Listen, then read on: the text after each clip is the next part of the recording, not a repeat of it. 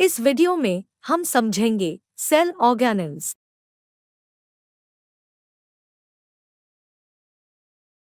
Cellular components को cell organelles कहा जाता है। ये सेल ऑर्गेनेल्स सेल के अंदर मौजूद होते हैं। इन सेल ऑर्गेनेल्स के डिफरेंट स्ट्रक्चर होते हैं और ये सेल में डिफरेंट स्ट्रक्चर परफॉर्म करते हैं। ये सेल ऑर्गेनेल्स आपस में कोऑर्डिनेट करके सेल फंक्शन को एफिशिएंटली परफॉर्म करते हैं। कुछ सेल ऑर्गेनेल्स सेल को शेप और सपोर्ट प्रोवाइड करते हैं, जबकि कुछ ऑर्गेनेल्स सेल के रिप्रोडक्शन और लोकोमोशन के लिए इन्वॉल्व होते हैं। सेल में वेरियस टाइप के ऑर्गेनेल्स प्रेजेंट होते हैं। इनमें से कुछ को इलेक्ट्रॉन माइक्रोस्कोप से देखा जा सकता है।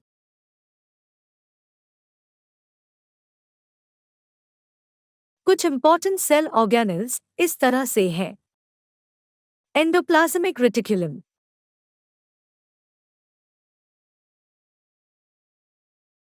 Golgi apparatus, lysosomes,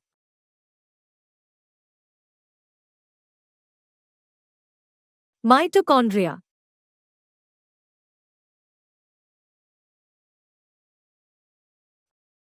and plastids.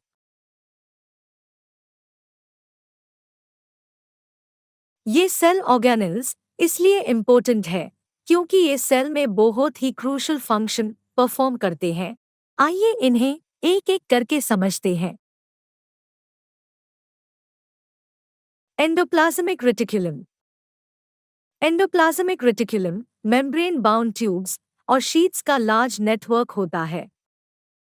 ये ऑर्गेनेल्स लॉन्ग ट्यूब्स और राउंड बैग्स जैसा दिखता है।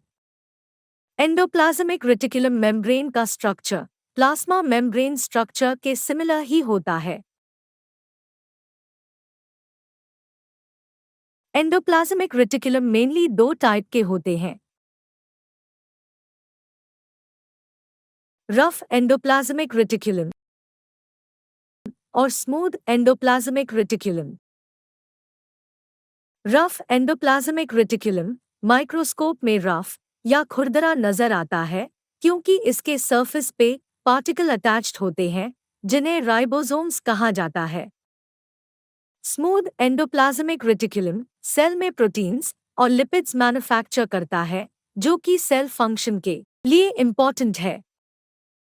इसके कुछ प्रोटीन्स और लिपिड्स सेल मेम्ब्रेन बनाने में हेल्प करते हैं।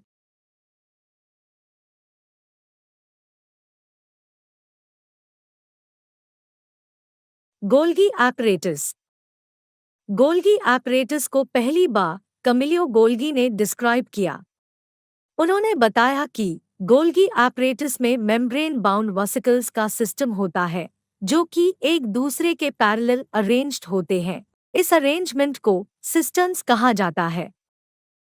गोल्गी apparatus में एग्जिस्ट मेम्ब्रेन का एंडोप्लाज्मिक रेटिकुलम मेम्ब्रेन के साथ कनेक्शन होता है जिसे ये सेल्यूलर मेम्ब्रेन सिस्टम को बनाने में हेल्प करते हैं। एंडोप्लाज्मिक रेटिकुलम के नियर जो मटेरियल सिंथेसाइज होता है वो गोल्गी apparatus के थ्रू सेल के इनसाइड और आउटसाइड वेरियस टारगेट तक पहुंचाया जाता है। गोल्गी apparatus प्रोडक्ट्स का स्टोरेज, मॉडिफिकेशन और पैकेजिंग का काम करता है। कुछ केसेस में कॉम्प्लेक्स शुगर सिंपल शुगर से गोल्गी apparatus में बनता है। गोल्गी apparatus लाइसोसोम्स बनाने में भी मदद करता है। लाइसोसोम्स। लाइसोसोम्स मेम्ब्रेन बाउंड सैक्स होते हैं जो कि डाइजेस्टिव एंजाइम्स से भरे होते हैं। ये एंजाइम्स रफ एंडोप्लाज्मिक रेटिकुलम के थ्रू बनते हैं। लाइसोसोम्स एक तरह का सेल डिस्पोजल सिस्टम है। लाइसोसोम्स फॉरेन मटेरियल और वॉर्न आउट सेल ऑर्गेनेल्स को डाइजेस्ट करता है और सेल को क्लीन रखता है। फॉरेन मटेरियल जैसे बैक्टीरिया या फूड और ओल्ड ऑर्गेनेल्स ये सभी लाइसोसोम्स में ही ब्रेक होते हैं और सिंपल सब्सटेंस में कन्वर्ट होते हैं।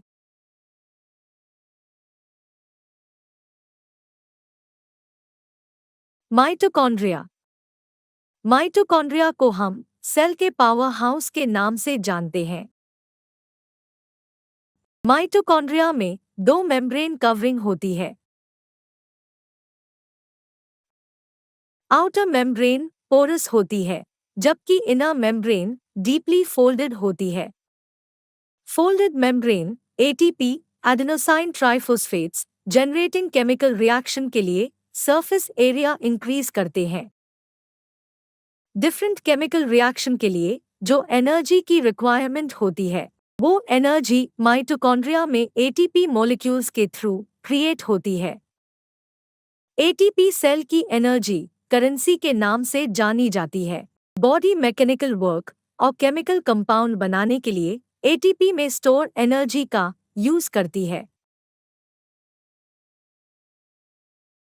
माइटोकॉन्ड्रिया एक स्ट्रेंज ऑर्गेनेल है क्योंकि इसके पास खुद का डीएनए और राइबोसोम्स होता है। इसीलिए माइटोकॉन्ड्रिया खुद के लिए प्रोटीन्स बनाने में कैपेबल होता है।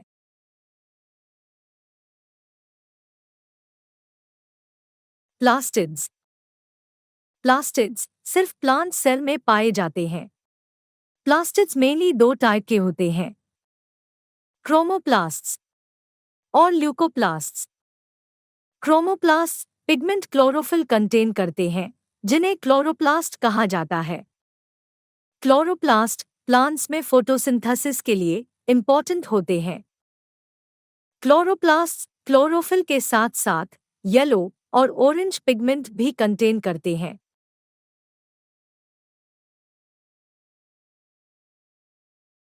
ल्यूकोप्लास्ट्स वो ऑर्गेनेल है जिसमें मटेरियल जैसे स्टार्च, ऑयल और प्रोटीन स्टोर किया जाता है। Thanks for watching. If you like this video, please like and subscribe our channel.